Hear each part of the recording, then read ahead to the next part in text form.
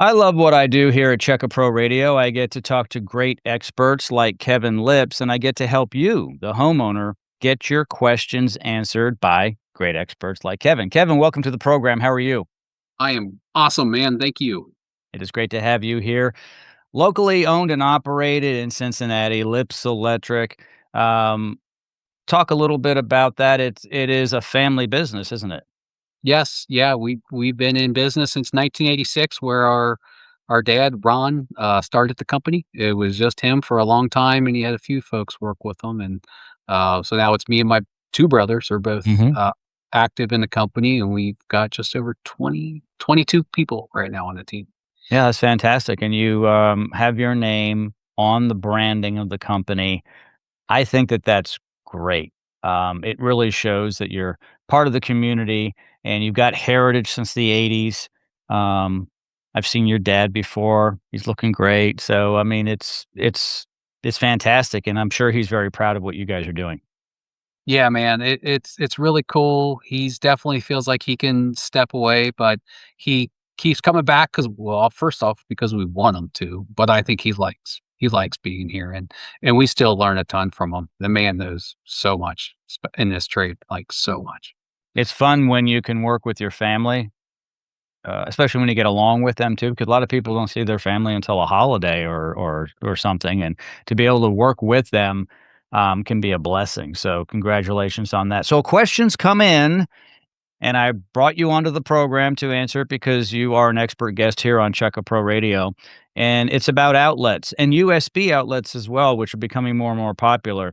And the question is can I install more outlets in my home, including USB outlets? Yeah, yeah, and, I can answer this a bunch of different ways, and it depends on what you need it for, so I'll just list a couple.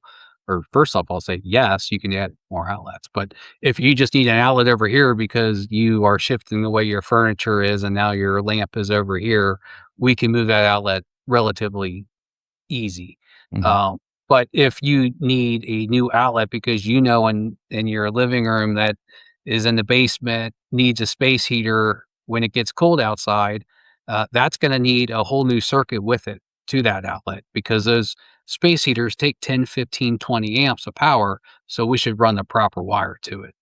On the USB, we were talking a little bit ago about how that's shifting, and it's based on the phones, everybody's Mhm. phone chargers, but everything now has, different batteries and so much battery powered stuff, and the USB is actually becoming a little bit outdated. It's still really, apparent and needed, but the ones that we recommend install, it has a USB and a USB-C, so the Mm. smaller one that fits the newer Apple phones in there, and we do those for folks all the time, and a lot of times that's like an easy add-on for us when we're on site. We have a club program with coupons to even help you get better pricing on them too. Yeah, in that case, if someone just wants to upgrade to a USB outlet where they have the regular outlet power coming in, the Mm. heavy voltage versus the lower voltage, you can take an existing outlet, remove it, and put it in. And what's really, really cool is sometimes we want to redecorate. And when we do, we're like, these old ivory looking switches and outlets, they don't match the bright white we're looking for. So you guys can come in and you can change all of that real quick. Yeah, for sure, for sure. And while we're in there, we're gonna check all the wiring connection, replace Mm, wire nuts. We're gonna get that thing back to new.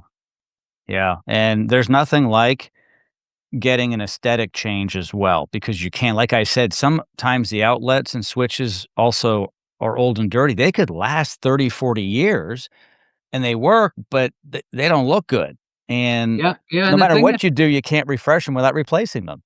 it's true. And just from a use standpoint, we talked about it before where breakers, they wear out over time. Well, outlets do as well. So Mhm. when you're plugging that same toaster in every single morning and over time, that repetition wears that outlet out. So we do have tension testers that let us know how worn out are the outlets. It's something people don't think about, but they wear out. Yeah, so I've seen people take duct tape and duct tape the plug and put the tape onto the outlet/wall to hold it up because that outlet no longer can hold the plug, right? So they're trying to get that right connection. There's sparks coming out. They're like, "Oh, we got it. Tape it," right? And that's not what you should be doing. No, 100% no, that would be the wrong call. I think you can relate because you're laughing. You've probably seen something like that before because the outlet. There's some creative wiring. Don't use extension cords and run them across the rooms. I mean, we see that way too often, and if you do, at least get a real big extension cord that's big enough. Because a lot of times people use those real tiny ones that Mhm. are only meant to wire up a lamp, and those things can really be a fire hazard. Quick question just came to mind. Is it better to be overcautious by using a heavier gauge extension cord than not? You just said it was, but I'm thinking about what that outlet is rated for. So let's say it's an outlet that's rated for lamps and not appliances, but you're gonna plug a lamp in on the other side of the room. Isn't it better just to just get a bigger, heavier line, or is that not going to transfer well because it's coming into the outlet, at a lower rate? Yeah, no, I understand the question, and it I would always get the thicker, better, um, extension cord. I don't think you have to in that scenario, but if you use it for something else like a saw or any equipment that you would normally see in a garage that has a good draw on it or any motors, Mm, those will need more power.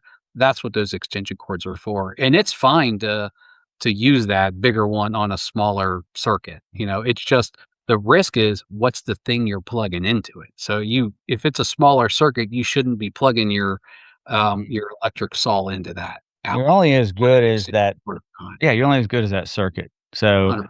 don't plug your circular saw. I've got a table saw, Mhm. um, and when that thing cranks up, You the light's dim, it but it's dim. a beast. And I don't know if it would make a difference of what I plugged it into unless I was in some industrial plant somewhere. But once it's going, it's good. It's the startup, that's the issue. And once it's Yes. going, it's fine. As always, Kevin, thank you so much for joining me here today on the program. Thank you, Jim. Take care, man.